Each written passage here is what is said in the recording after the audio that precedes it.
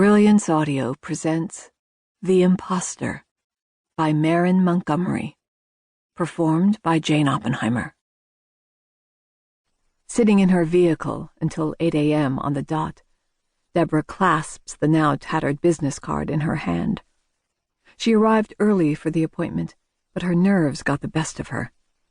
Distrustful that this quack doctor would be any different or wiser, she circled the block, then opted for a parking spot behind the building instead of in plain sight.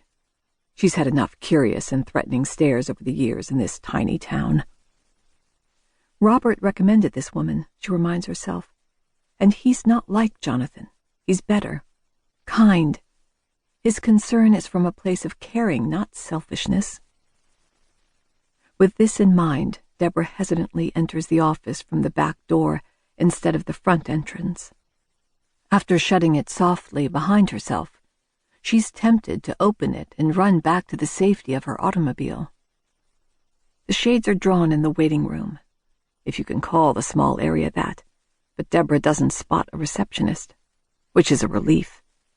In fact, there's no check-in desk or bell, and there's always a bell to ring for service.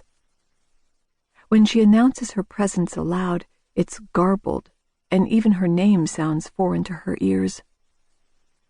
She starts to pace the small room, and fighting the instinct to run, she forces herself to take a seat in a plush chair in the corner. Then, unable to relax in the elegant chair, Deborah fiddles with the strap of her purse. Staring at the pale blue walls, she's reminded of an article she read in one of her home improvement magazines.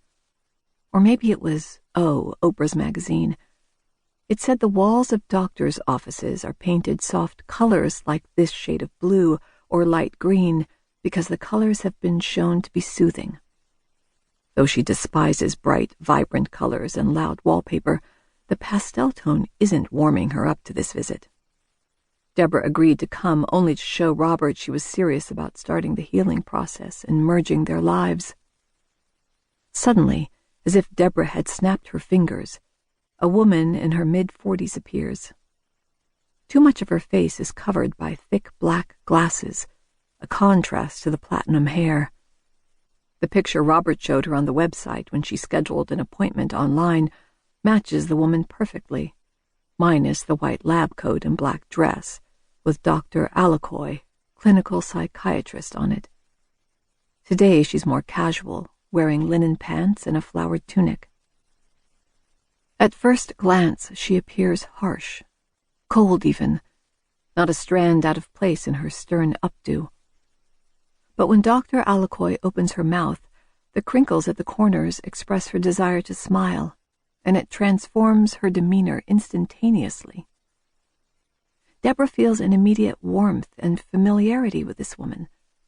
Maybe it's because they've bumped into each other around town, but she feels like a kindred spirit. Deborah Sawyer. The doctor not only shakes her hand, but allows her soft one to linger over Deborah's trembling one. I'm Alice Alacoy, and I'm so glad you could make it. You came highly recommended. That's sweet of you to say. She lets out a slight chuckle.